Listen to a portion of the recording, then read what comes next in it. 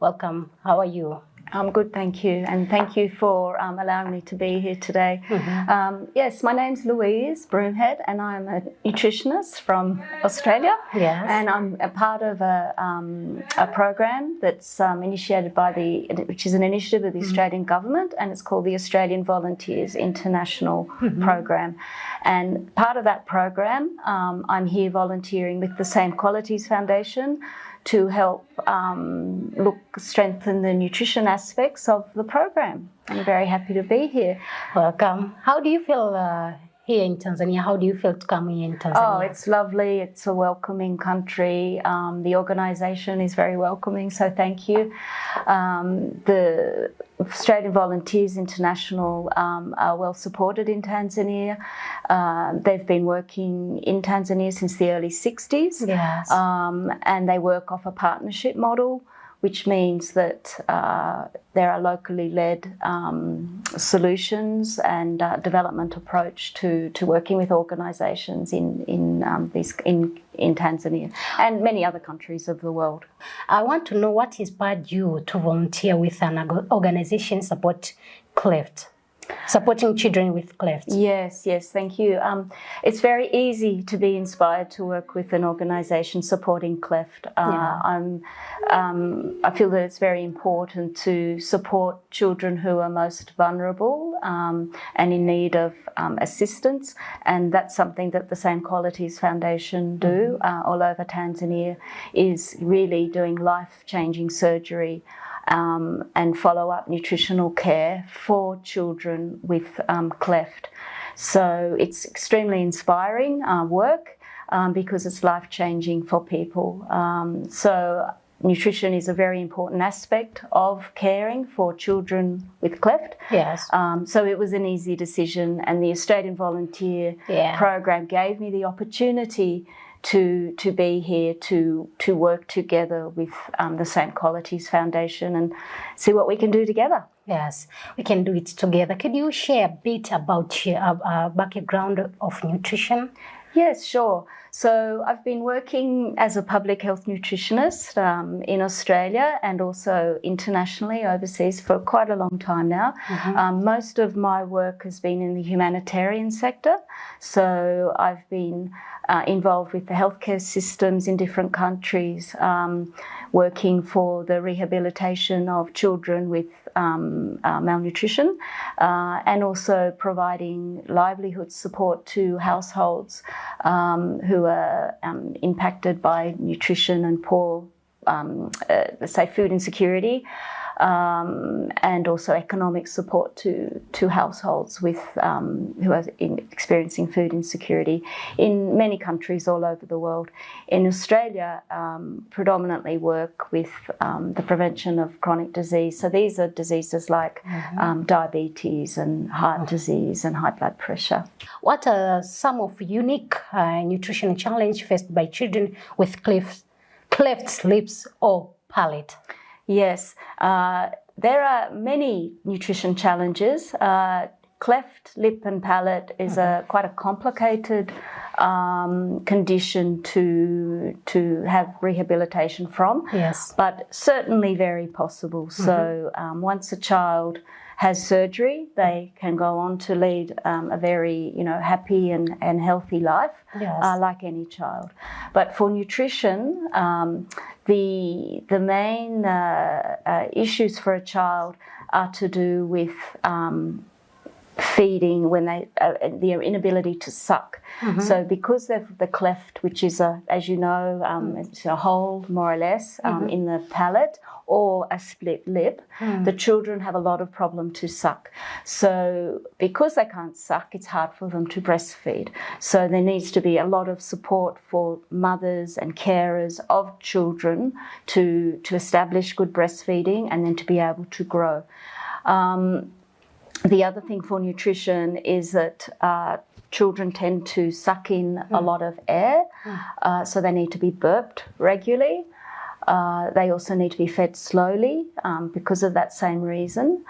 And if these things don't happen, the child is is at risk of becoming malnourished. Yes. And so they're very vulnerable to malnutrition in that first year, particularly prior to surgery.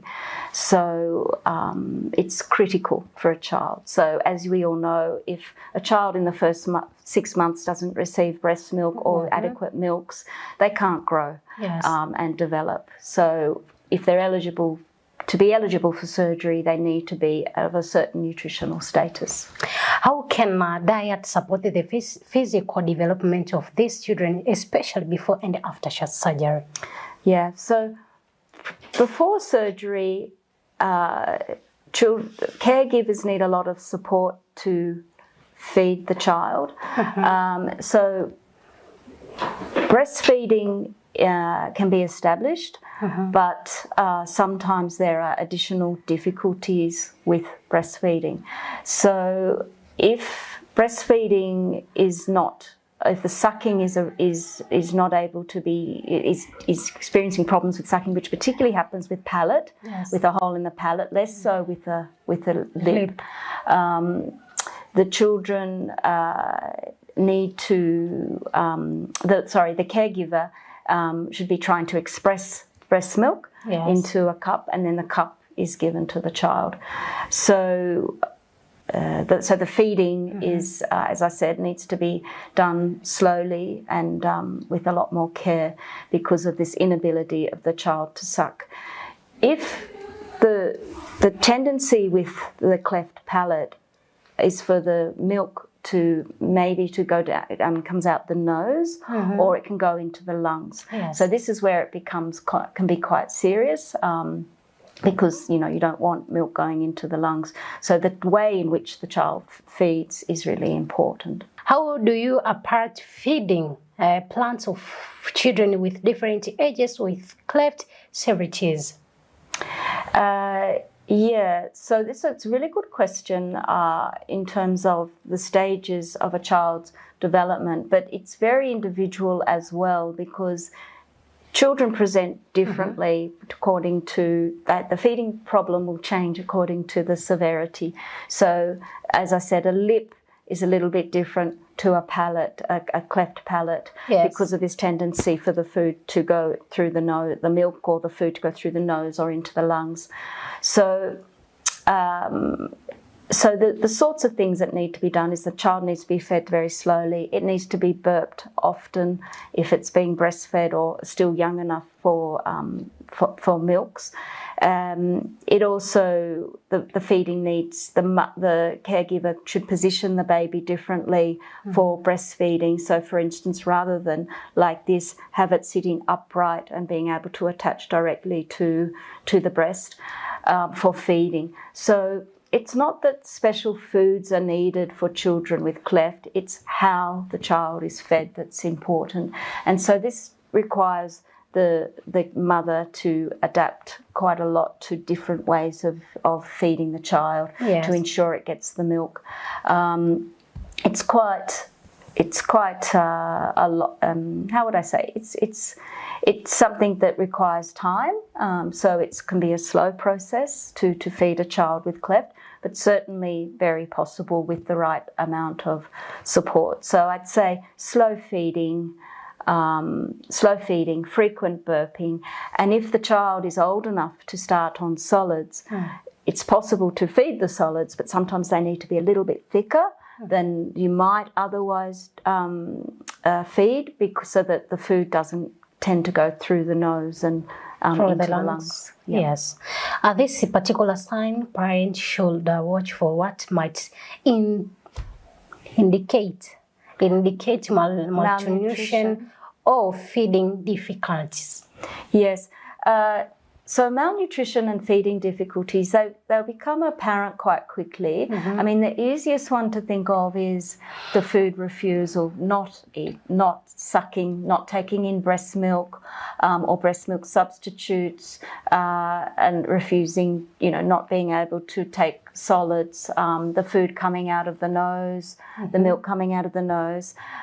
These are all signs that the child isn't feeding well. But also the child could be crying a lot. The child might get sick. and you can't settle the child. The child falls asleep a lot. But the biggest indicator over all of those things is the child loses weight. So if the child loses weight, you know that it's possible that it may be falling into a malnourished state, and it's best to go and get some advice. Okay, what do you advise? What advice would you give to the parent to ensure children with cleft receive adequate nutrition? Yeah, so the parents, the easiest thing for a parent, the easiest advice, is to try to get some support early. So once the child is born and you know your child is going to need surgery for repair of the cleft, it's important to go and seek the advice of the health service, of somebody working in the health service who maybe knows about cleft and what is needed. The earlier you go, the better to prevent feeding difficulties and to understand how you can adapt your feeding for the child pre-surgery. So part of the issue in Tanzania is that the surgery has to be delayed because the child is malnourished. So this is something that Same Qualities Foundation really want to start to work on, is to help support mothers and caregivers to feed the child pre-surgery, so that after surgery, so that they can have the surgery on time and not have it delayed. So early contact with health services and support. So if you know you have a child with cleft and you want surgery and support, it's important to reach out to the Same Qualities Foundation. Yes. I believe there's a number that they can call, or contact through the health service and ask, and you can be put in touch with the right support services in your area. Okay, Louise, can you advise the society? They think maybe if a child born with a cleft, they think maybe they are related with taboos. What I can say is that cleft is never the fault of mother, father, family or child. And that's, we have to be 100% clear that it's never anybody's fault. The reasons that a child may be born with cleft we know are related to maybe something in the environment, like contaminants in the environment, that somehow has affected the mother during pregnancy. It could also be genetics. There's genetic factors, and it may also be related to lifestyle, as in nutrition, and maybe sometimes not getting the right amount of certain vitamins, particularly folate, which is we found in green leafy vegetables. But overall, there's a number of factors that are associated with cleft, but we need more research to determine how to fully prevent cleft. But I would say that we must be very clear that it is never the fault of mother, father, child. It's nothing to do with what they did or didn't do. We need to understand this condition to love each other, and that's right, and we need to understand more. That's right. Yes, thank you. Okay, my last question to you, Miss Louise. How do you see your role and the nutrition capacity of the organization SQF evolve over time? The Same Qualities Foundation requested a volunteer nutritionist. So they already know that nutrition is very important and it needs to be a priority, and that children with cleft need to be monitored for their nutritional status, and it's not only about surgery. So I believe that Same Qualities Foundation are in a very good position already to further their work in nutrition and how they want to strengthen these aspects of care for the child. I'm here to help listen and help to understand together in partnership with the organisation how they want to do this, and we do it together, of course. But I think the Same Qualities is in a very good position because they understand very well what the challenges are. and are working hard to find the solutions. And some of this may also be related to linking in with the wider health system and the nutrition workforce that are there, and other people in health who work with children who are vulnerable, and to link the organisation in more with the nutrition services that are already out there. Okay, thank you, Louise, for your time. Thank you for the lesson today. Thank you a lot, Louise. Thank you very much. Okay. It's a pleasure. Thank you. Okay. Thank you so much, listeners and the viewers who were with us from the beginning to the end. Thank you a lot. I hope you learned something here about nutrition, about the cleft. Okay, if you want to contact us, you can call a number 0766 177 246. Thank you for being with us, and my name is Pendo Gotton. See you later.